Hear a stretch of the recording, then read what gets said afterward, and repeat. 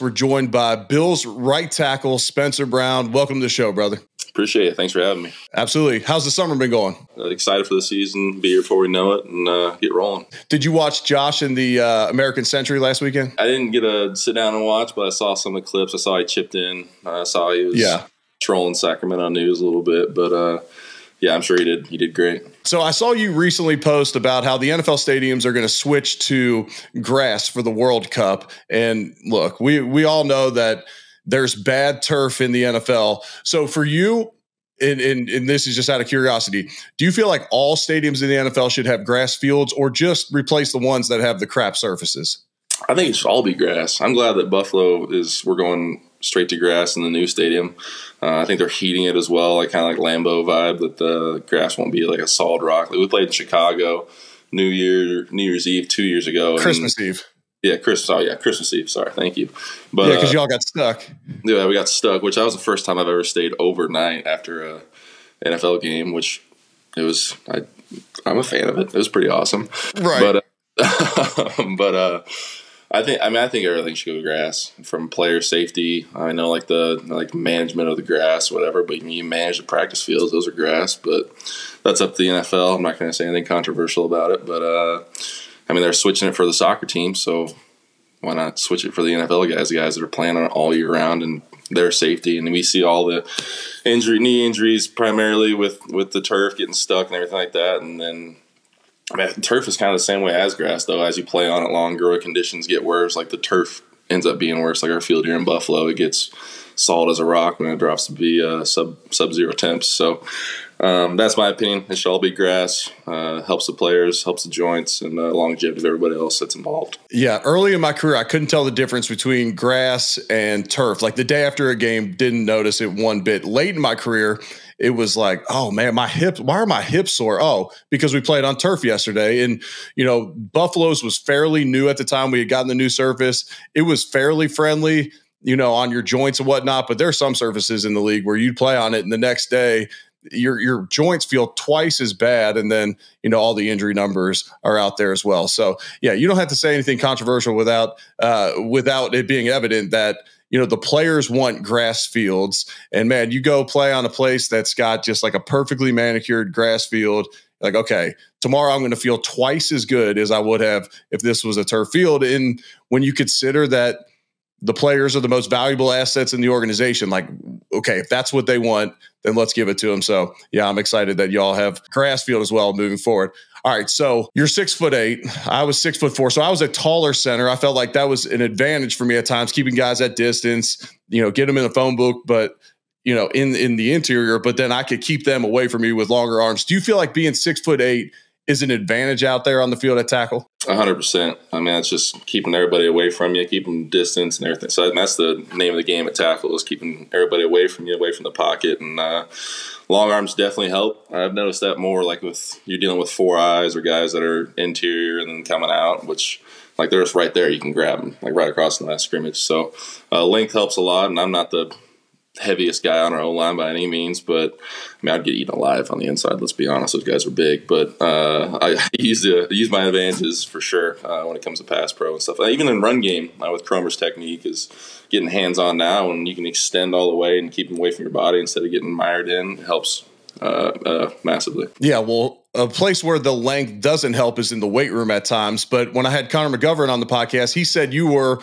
one of the strongest, if not the strongest, in the weight room amongst the offensive linemen. If you had to say who the strongest in the weight room on the offensive line is, who would you say? I think Dion is. There's no doubt in my mind. I don't know what he benches. Bench is my thing. I can't squat very well anymore, but Dion is strong as hell. I mean, that's him for sure. I don't know what his calf test was, but it's 2,000 higher than everybody else's, so his lower half is insane. But I appreciate Connor, out there trying to. Yeah, he was giving you a shout out. What's the calf score? They just do like a test in the beginning of the spring and then right before training camp, and I think Dion's was like in the 6,000 or 7,000 or something like that, and I think Ryan Vandermark might have been the high. I didn't test, but Vandermark I think was second in like 5,700 or something like that. So Dion's strong. That is a fact. Let's take a quick break to hear from one of our sponsors, and that's Dan-O's Seasoning. It's time to elevate your meals to a Pro Bowl status, and Dan-O's Seasoning will do just that with their all-natural ingredients and unbeatable flavor.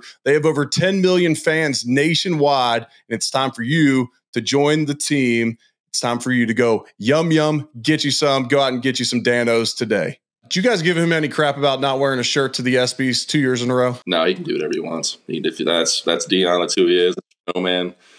He's all about being who he is, and he's telling everybody else to be like themselves. So props to him on that for sure. No, that's my dude. I love him to death. He came in what ended up being my last year as a rookie, and I didn't know what to think about him at first. You know, at the time he had like the Odell Beckham blonde haircut and this and that, and he came in and I absolutely loved him. We're still friends to this day. But at first you draft this rookie in the second round, and he's got all these goofy sayings. He's super active on social media. You know, like he did all the red flags of an O lineman coming in, but then he came in, he was a baller, and we absolutely loved him. So, you know, power to him. You know, I'm the radio analyst, so I see every single snap you guys play year in and year out. I thought you had an incredible year last year, and no knock on your first 2 years. I just thought that last year you played exceptional. Was there, you know, something that clicked, or was that simply, you know, you're getting healthier, you're gaining experience in the league? You know, what would you attribute last year's success to? I think it's a little bit of both. Just coming in as a rookie, kind of flying by the seat of your pants in a way, and just trying to digest everything. And going into my third year, as the healthiest I had been. I had another year with Cromer under my belt. Got the spring with Cromer and honing on technique and stuff like that. And I think just confidence from your first 2 years rolling over into your third, and like those first 2 years, like you didn't really play everybody, I guess I would say. I mean, there's obviously some guys that haven't played, but the guys I saw in my third year, I had seen them prior to and kind of had an idea of what to expect, and then just the confidence of, okay, this is my third year, I've done this, I know the technique, I know the scheme, I know who I'm playing against, and just kind of all rolled over, and we put a good season together, and we'll do it again year 4. Yeah, that's what it's about, just stack another one up there. All right, so you mentioned coming in as a rookie, don't know what to expect. I'm set to speak to the Bills rookies this week, give them some advice. So if you could go back to your rookie year and you could think of like one piece of advice that you wish you would have gotten heading into your rookie year, because I might steal it for this week, what would it be? For me, year 3 is where I kind of just went back to my college ways. Like that, whatever worked in college is probably going to work for you in the NFL. Like that is whatever your bread and butter is, whatever you're eating, whatever you sleep, whatever your preparation is. Like don't change or, worse setting, fall off of what you did in college, and don't change the kind of player you are, anything like that. My first 2 years, I was trying to not say follow people, but which you have to do, but I was doing stuff I wouldn't normally do in college, and that kind of hurt me or helped me in different scenarios, and you got to figure out and what those things are, and whatever works for you, do that. If one of your buddies is doing something like, oh, come tag along, I'm like, oh, that'd be fun. I just met you. Let's go hang out. And ultimately, it might not be the best for you. Just stay in your lane, honestly, and then whoever you become friends with or whatever works for you, whatever doesn't, you'll figure it out along the way and then stick to those things. Heading into the NFL, I asked somebody who had played a long time in the NFL, I said, what happens where people fall into that? It was like midway through my rookie year, I asked somebody, I said, what causes people to have that second-year slump? You see all these guys that play well as a rookie and then they have a second-year slump. And he said they forget what got them to the NFL. They forget how hard they worked in college and all they did, just to your point. And so I said, okay, well, I'm going to buy a house back in Louisville and train with the college guys in the offseason. And so I did that throughout my career. Towards the end of my career, it wasn't, I wasn't necessarily getting their same programming like I was early in my career. I was doing some more individualized stuff, but I would still go train with the college guys, even in heading into my last year, just thinking, okay, this is what got me to the league. This is what I'm going to stick to. I love that mentality. Let's give a quick shout out to our sponsor, Prime. Check out their new collabs. They did one with Kevin Durant lately, Aaron Judge. They're both legit. Go check them out. All right, so I got a question for you. There's so many people that are saying out there, okay, now that Davis and Diggs are gone, Hyde and Poyer and White and Morse, all those guys are gone. So now the Bills don't have the horses anymore to, some people say, can't even compete for the division. You're inside the walls. What do you have to say back to those guys? I think that there's turnover in the NFL every year. I mean, you're not expected to have the same guys for the next 20 years and have the same staff and everything like that. So there's always going to be turnover. As professionals, it's our job to go in there and make it work, right? So I'm not one to put predictions out there, but I'm fairly confident in what we got going in Buffalo. All the guys we brought in are great dudes on and off the field, and they're picking it up. I thought OTAs ran really, really well, and everybody worked really well together. So I'm excited, and the best part is we're going to find out together. So we'll see. How'd you like Joe Brady getting this entire spring, getting his full playbook in there? How was it working with Joe this spring? Awesome. I love Joe. Started as quarterbacks coach, obviously, and then graduated to the offensive coordinator. And he came in the middle of that season and did great with us. And then obviously this spring, like you said, having everything to his disposal. And I think he does a good job of knowing who he has as players. What we do well, my strengths from the O-line perspective to receivers, running backs, he plays with players instead of just playing with schematics in a way. So I'm excited to see what he has dialed up for us. It's everything's kind of still the same, but then it has a little Joe Brady wrinkle in it. And I think it's gonna work really well. Yeah, I think so too. I had him on the podcast last week. That dude's awesome. I enjoy seeing him on the road, talking to him. It was fun catching up with him last week on the podcast. All right, so there's always an enforcer on the offensive line. Like if a fight breaks out in training camp, there's the first guy that's always going to be in there. Quarterback gets hit late, the first guy that goes over to him. In your mind, who's the enforcer on the offensive line right now? I think Dion does a good job. Myself, I do. I feel like I'm in there quite a bit. I think if you put Dion and I in a set of skates and we were some defensemen out there, I feel like we'd be entitled as the enforcers. But right. There's always a fine line with what you're doing out there. I mean, you want to set the tone, but you don't want to obviously hurt your team on the other side of the deal. So you got to let everybody else know, though, that some things are okay and some things aren't. And when things aren't, you got to nip it in the bud right away. So I think as a whole line, that's kind of your job as well, protecting the skill guys around you, especially Josh, being the quarterback, obviously. But, those are your guys out there. That's who you're fighting with. So you got to make sure that they know that you got their back, and that's what we try to do as offensive line. All right, so looking at the young guys, like guys that have not played significant minutes for this Bills offensive line, who's a guy that fans don't know about but you think could have a big-time career in this league? Cyrus Torrence. He's easy question to answer. I mean, as a rookie coming in to play every single snap and not even flinch, I mean, that's pretty impressive. I remember my rookie year, I was, like I said, flying by the seat of my pants, just trying to hold on to it every week, and he seems like the most laid back, like not too worked up about the situation or anything like that. I think Cybo, we're going to look back in 10 years, or look forward, I don't know how you even say that, but in 10 years, I think Cyrus is going to be multiple Pro Bowl or All-Pro kind of guy. Not to put pressure on you, Cybo, sorry. But a guy that I love to play next to. He's heavy as hell. I mean, I don't think we went backwards one time on our double teams. Also, thank you, Cybo. But I think he's going to be a really, really good player, and hope to play with him for a long time. How much is he weighing mid-season? I'd say probably 335, 345, I guess. I don't know about Gotcha. But that doesn't matter. But he's a heavy guy. He's the most grounded person in America, I feel like, if you ever saw his base.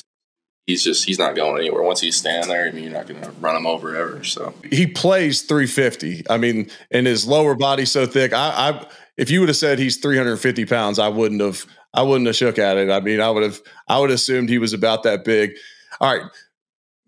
Side question. So it's commonly known, maybe not amongst everybody, but there's fine weights throughout the season. So Cybo can't get as big as maybe he could because they'll put a fine weight on him where they want him under a certain amount. It's generally based upon body fat percentage. So you're 6'8", a lean tackle. How much under your fine weight are you generally week to week? Because I know I was like a taller, leaner center, and I was generally 10 to 15 pounds under my fine weight each week. Some guys are trying to lose weight at the last second right before weigh-ins. Where are you sitting in that scale? My fine weight's 326. So like middle of the season, I might be 20 pounds under. I've never had to worry about my fine weight, and I don't think I ever will, but that's a positive thing. But I don't ever plan on touching that. The heaviest I weighed in college was 326. Maybe that's where Siano got his number from, but I mean, I'll never be that heavy again, I don't think. I mean, I won't ever play above 315 probably. Is that where you like to play, kind of 310 to 315? Yeah, I do. We throw the ball, and Brady has a lot of like outside zone, crack toss stuff in. So you got to be able to run and move. And I just felt like if you're 315 or plus for me, I just felt weighed down and couldn't move as efficient as I wanted to. And in the end, I feel like I'd be as efficient as possible. So I go into camp a little heavier, maybe 312, and then can lose some throughout training camp and be all right. And then middle of the season, I'm probably 306 to 310. How tough's the Sean McDermott training camp nowadays? I mean, I haven't been anywhere else, so I can't say how hard it is compared to everybody else, but he definitely getting everything out of us. Yeah, I could see that. All right, last one for me. You've posted about Trump in the past. I know you're a Trump supporter. Do you think the picture of him with his fist raised and the blood on the face will go down as one of the most iconic pictures in history when we look back one day? 1,000%. I mean, I've seen all the memes, like turn to page 326, and it's Trump in there just being an absolute savage. But yeah, I think that is easily one of the hardest picks of all time. I would even get it tatted on my body and just get this USA flowing, you know. But yeah, it's a pretty insane deal. Not gonna say anything that's gonna get me in trouble, but yeah, that was a hell of a deal that happened. But absolutely hardest pick of all time for sure. I agree. All right, Spencer, thank you for coming on the podcast. Stay healthy this year. Good luck. Ball out on the field again. Payday's coming your way. Happy for you, brother. Appreciate it. Thanks for having me, man.